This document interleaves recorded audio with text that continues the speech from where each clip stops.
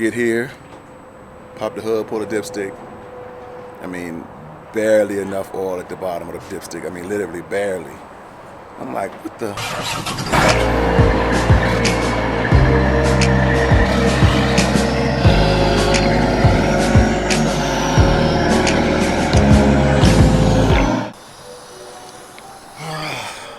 All right, so we out here in man, it's bright. We out here in Albuquerque, New Mexico. Had some issues with the truck last night. No actual fault codes was thrown, but I kept hearing, whining, little knocking sounds, ticking, stuff like that. And I'm thinking, man, what could this be? Like, I definitely couldn't even figure out what the issue would be. Got to the shipper or receiver last night after climbing up one of these last set of hills coming into New Mexico or Albuquerque. And just some weird sounds, things of that nature. So I ended up looking up this dealership last night, going online, found them. So after I made my drop this morning, drove here. Truck doing a lot of, not sputtering, but just engine knocking type sound, stuff I had never heard out of this truck before. So we literally get to the front of the door, and just out of hearing some of the sounds, and I just got an oil change on this truck not even a week ago. So I'm like, let me check it, because I have been checking oil, doing my pre-trips for the past few days, and I didn't see any oil levels that alarmed me. So I didn't think nothing about that. And get here, pop the hood, pull the dipstick. I mean, barely enough oil at the bottom of the dipstick. I mean, literally barely. I'm like, what the? So we go in, I go back and look at some of my paperwork from my previous oil change.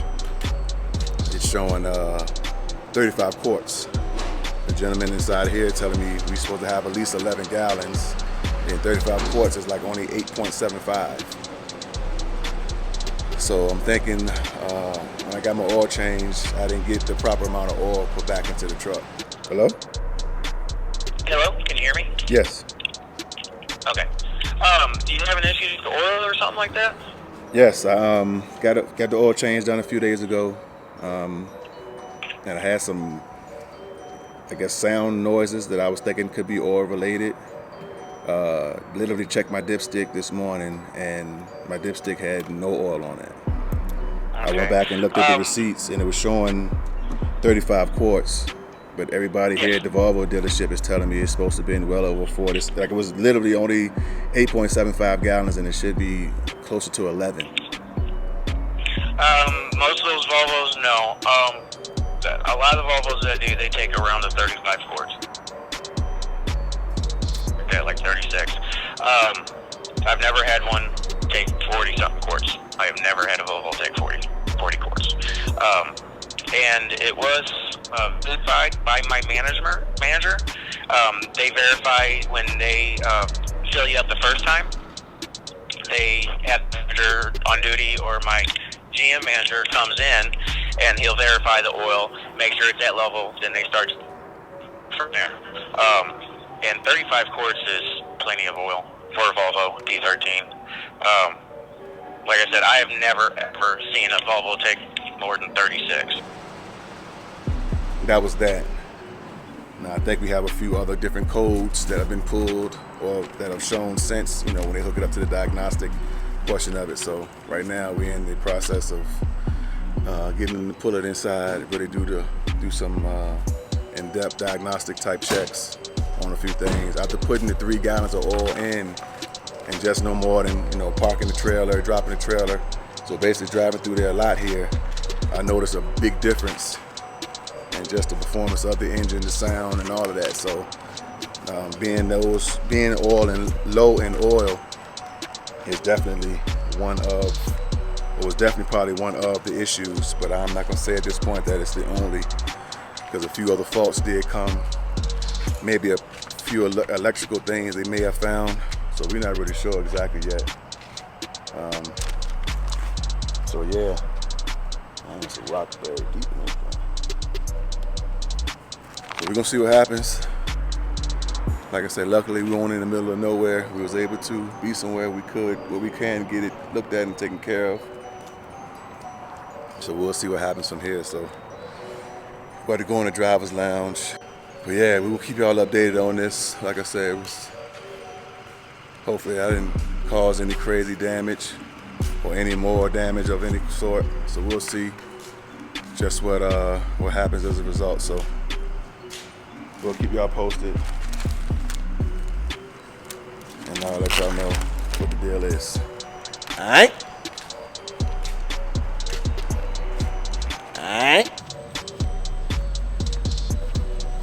RST on the door? Yes.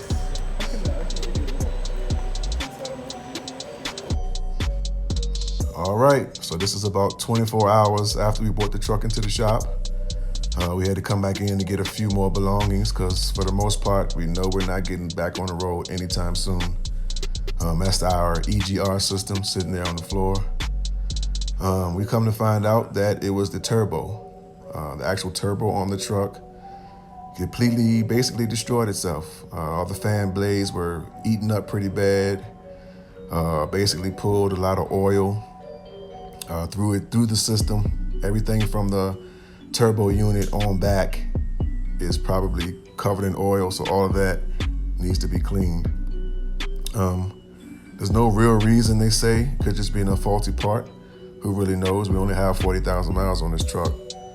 So, for it to be happening this early is odd, but we are talking about machine parts, and we all know that anything can happen at any time.